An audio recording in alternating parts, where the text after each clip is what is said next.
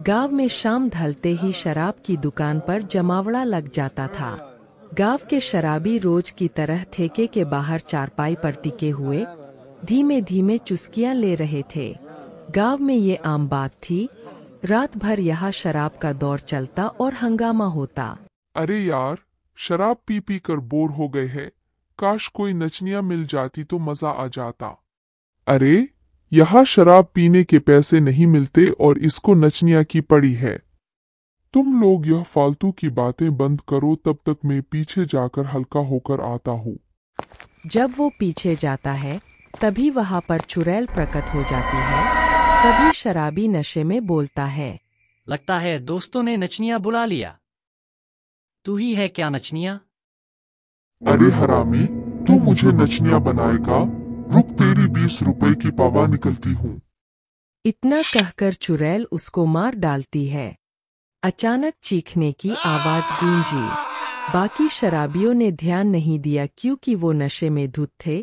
सुबह पता चला एक हसीन नाम का लड़का गायब है। गांव के लोग घबराए हुए थे। पुलिस को खबर दी गई लेकिन वो शराबी हसीन कहीं नहीं मिला। 2 दिन बाद वो शराबी लोग फिर से उसी ठेके पर बैठकर दारू पीने आते हैं। अरे भाइयों, गांव में जो कुछ हुआ वो बस एक दुर्घटना था। अगर उसको सोचकर हम डरने लग गए तो हम शराब पीने कैसे आएंगे भाई?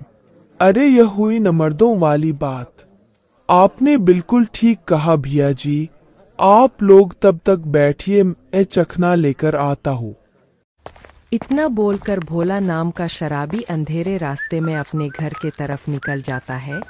तभी रास्ते में अचानक उसका हाथ कोई पकड़ लेता है और वो कोई और नहीं, वो चुड़ैल ही होती है। अरे अब कौन परेशान करने लगा भाई? परेशान नहीं, तुझे तो आज मैं हमेशा के लिए परेशानी से मुक्त करने आई हूँ। उसके बाद भोला भी लापता हो गया। गांव में दहशत फैल गई। शिक्षित युवक रमन ने ग्रामीणों को समझाने की कोशिश की। ये शराब की वजह से हो रहा है, आप लोग पीना छोड़ दें, नहीं तो जान का खतरा है। हमें डर नहीं लगता किसी चुड़ैल का, हम पिएंगे, मौज करेंगे, फिर चाहे हमारी जान ही क्यों ना चली जाए। अगर आप लोग शराब के लिए अपनी जान दाव पर रखना चाहते हो तो रखो, मैं तो चला यहाँ से कहीं दूर। इतना बोलकर वो लड़का वहां से चला जाता है। कुछ दिनों बाद एक रात लखन की झोपड़ी से चीखने की आवाज आई। सुबह लखन मृत पाया गया। उसकी पत्नी सुमित्रा बदहवास हाल में थी। पुलिस आई, पूछताछ की, लेकिन लखन के पत्नी को कुछ भी याद नहीं आया।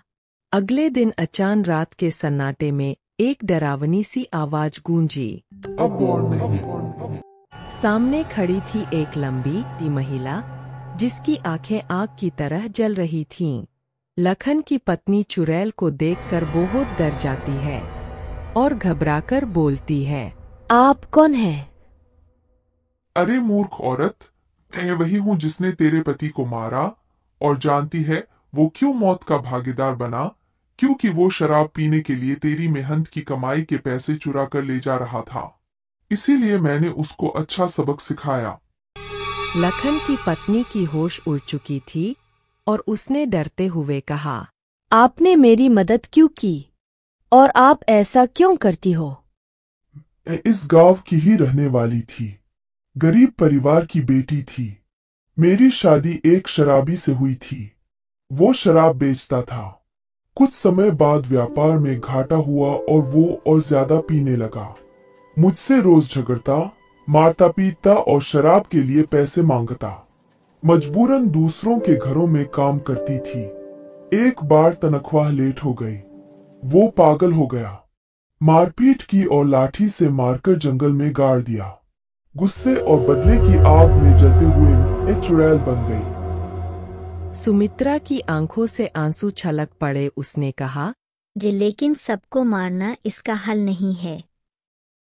पुलिस को बताकर इन्हें उपचार केंद्र में भर्ती कराना चाहिए। चुड़ैल ने गौर से सुमित्रा की बात सुनी और कहा, तुम समझदार हो, जरूरत पड़े तो मुझे बुला लेना। मैं हमेशा तुम्हारी मदद करती रहूंगी। सुबह होते ही सुमित्रा ने पुलिस को सब बताया। पुलिस ने शराब के धंधेबाजों को और नशे में धुत लोगों को पकड़कर रिहैब सेंटर भेज दिया। गांव में शांति छा गई।